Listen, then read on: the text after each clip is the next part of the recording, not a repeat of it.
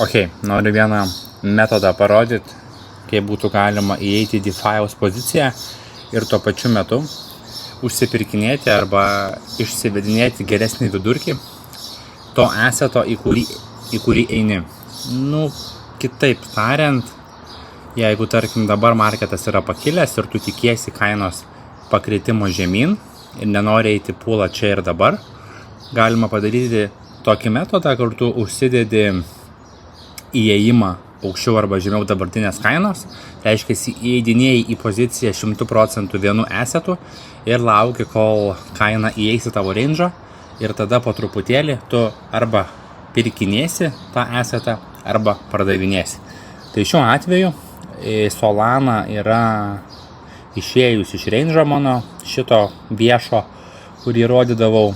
Aš tą poziciją pilnai uždariau. Būtent dėl šito video noriu paaiškinti, kaip galima įeiti iš naujo būtent šitų naujų metodų. Tai atsidarom pools, atsidarom SolUSDC ir šitas galioja su visais assetais, su visais poolais, nėra didelio skirtumo, per kur jūs darysit. Tai dabartinė kaina yra 1.75.998 ir mes vėlgi pasirinkam custom range'ą, bet į minimum price'ą iš pradžių galim užmesti plus minus 10, mums padaro range'ą ir tada max price'ą, jeigu aš noriu užsipirkinėti Solaną po truputį, pavadinkim, kainai einant į apačią, tai aš darysiu max kainą čiut žemiau dabartinės. Ir jeigu kaina pradės važiuoti į apačią, mano 100% USDC pradės konvertuoti po truputį į Solanas. Jeigu tavo tikslas yra, turint Solanas, po truputį jas pardavinėti einant kainą į viršų, tada minimum price'ą darysi šiek tiek aukščiau dabartinės ir dėsi 100% Solanų ir kainai pradėjus važiuoti viršų, tu gauni fees, esi range'e ir po truputį kainai kylant tavo Solanos mažėja ir daugėja USDC. Tai šiuo atveju aš manau, kad marketas galimai turėtų bent jau arba pasikoreguoti žemyn, arba taip maždaug čia ir stovėti. Aš taip nematau didelio šuolio į viršų. Net jeigu jis ir įvyktų, man nėra skirtumo, aš sėdžiu USDC. Šiuo atveju, būtent su šitu pool'u, tai jis gali važiuoti į viršų. Aš tiesiog vis keitinėsiu pool'ą tol, kol pasigaus tas judėjimas į apačią. Tai ką aš darau? Dabartinę kainą, max kainą padarau 1.75.8.1 kaip pavyzdys, o dabar yra 8.7.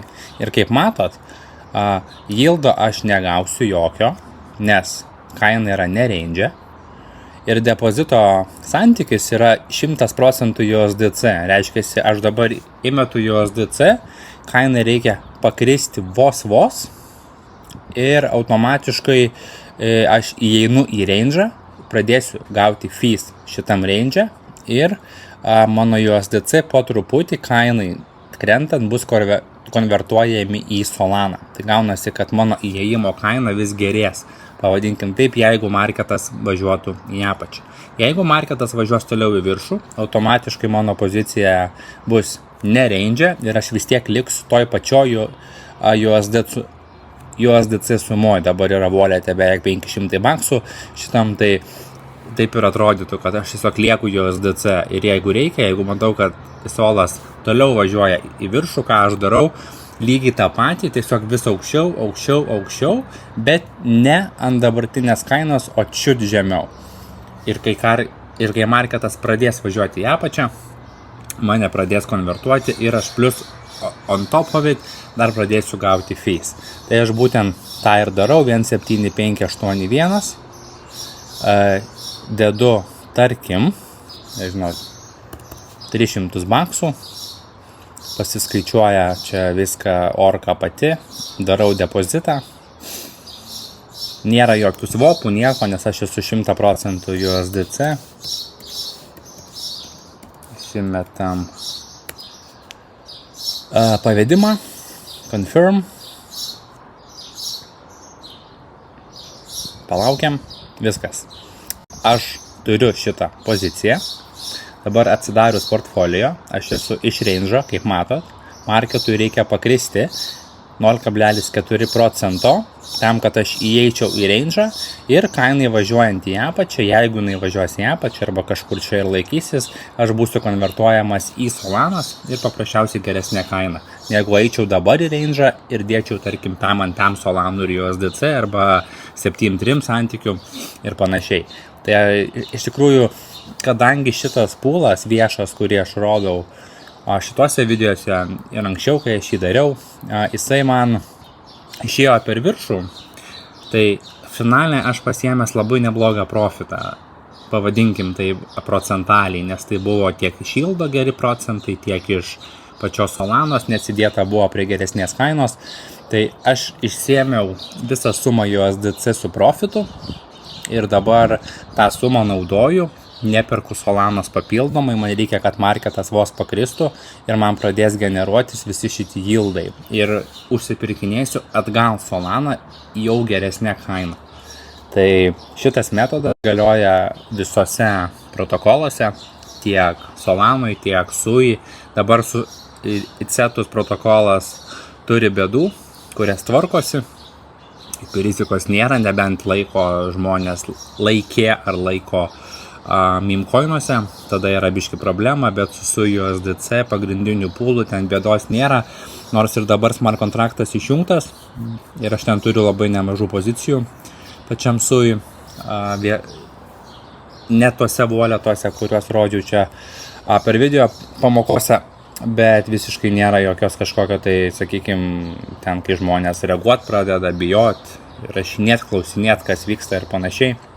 Tikrai ne pirmas kartas DeFi pasaulyje tokie dalykai ir tikrai jie vyksta nereguliariai, bet karts nuo karto pasitaiko.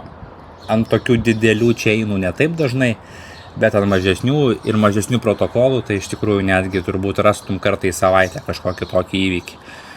Visas SUI chainas, visi SUI validatoriai šiaip gražiai sudirbo, nuspręsdami ignoruoti tą walletą, kuris tuos pinigus pasiėmė, tai didžioji dalis pinigų yra šaldyti, jie neturi judėjimo, SUI visas chainas nekonfirmino to walleto transactionų, jisai negali tų pinigų judinti ir kiek žinau, timas jau praktiškai didžiąją dalį sumos atgavo ir likusius tikisi atgauti komunikuodami su tuo walletu žmogum, nežinau, šiaip ir ne mano reikalas iš tikrųjų, man tiesiog svarbiausia, kad tai neįvyko kažkoks tai didžiulis problema, kur ir pūlose yra ta problema, kad pinigai yra rizikoje. Šiuo atveju taip nėra. Tai va, ir galima naudoti šitą metodą tiek įeidinėti pozicijas, tiek išeidinėti iš pozicijų vis tiek dalyvaujant DeFi, nes tu gali aišku, tiesiog laikyti Solaną arba ten laikyti SUI, Etherį ir belę ką kitą ir paprasčiausiai per tos pūlus žaisti. Arba tiesiog laikyti assetą wallet'e ir viskas, pirkt parduoti tada, kada nori, arba daryti lygiai tą patį, išeidinėti po truputį, bet kol išeidinėjai, dar gauti fees. Dar geresnis metodas, dar paprastesnis ir iš tikrųjų labai geras būdas, ypač kai, jeigu kaip pavyzdys, paskutinį dalyką dar parodau greitai. Kodėl čia man nepasispaudžia? Gali būti ant stogo terasų Wi-Fi'aus negaudo. Labai geras yra metodas, jeigu tarkim jūsų pozicija išėjo per apačią ir jūs nenorite tos sumos, pavadinkim, jūs norit iškart įeiti į naują poziciją, bet nenorit įeidinėti atperkant assetus kažkokiu tai santykiu iš naujo, jau su mažesnė verte, nes išėjote į minusą kol kas, tada galima įeiti į šitą poziciją lygiai taip pat kaip dabar rodžiau. Jūs atsiemate 100% Solanas, nes išėjo iš range'o per apačią ir naują pūlą atidarote čiut aukščiau dabartinės kainos. Ir gaunasi, kad jūs dedate 100% Solanų. Ir ta vertė išlieka tokia, kokia ir buvo, ir tai yra nekonvertuojama į USDC. Ir kainai toliau pradedant važiuoti, tik tada jūs įeinat į pūlą automatiškai ir prasideda konvertavimas iš solo į USDC ir panašiai. Tai yra labai geras metodas. Tai va, tarkim, kaip pavyzdys, atsidarysim solą USDC. Oi, kaip sunkiai man veikia internetas. Bet veikia. Atsidaro chartas ir va noriu parodyti, kad jeigu kaip pavyzdys jūsų range'as buvo, sakykim, kad ir va toks, koks yra dabar, tik tai čia reikėtų pakelt kainą iki 1.76. Toj tą ir padarysim, to jau beveik daėjom. Va, tarkim dabar kaina paėmė ir išėjo iš jūsų range'o ir gaunasi, kad jūs turite, dar nepilnai, va turite 100. Kažkodėl buvo video nustojęs veikti, kažkas su kompu yra, žodžiu. Ir jūs, tarkim, šiuo atveju turėtumėte 100% solanų išėję iš range'o per apačią, bet iškart, tarkim, norit įeiti naują pūlą, nenorit laukti, kol kaina kažką veiks ir jūs nenorit, ta prasme, išėjo kaina iš range'o per apačią ir jūs turite 100% solanos šiuo atveju. Tai dabar turite du metodus, galite vėlgi hedžinti per shortą, laukti, kol išeisit ir panašiai, arba vienas iš metodų, kur tiesiog pasiemate 100% savo solanų, atgal į walletą, tai yra uždarot poziciją DeFi'aus ir atidarot kitą, bet ta pozicija turėtų būti šiek tiek aukščiau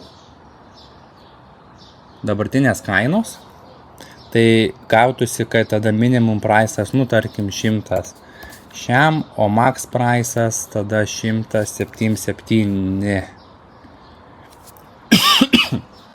Tiksliau atvirkščiai.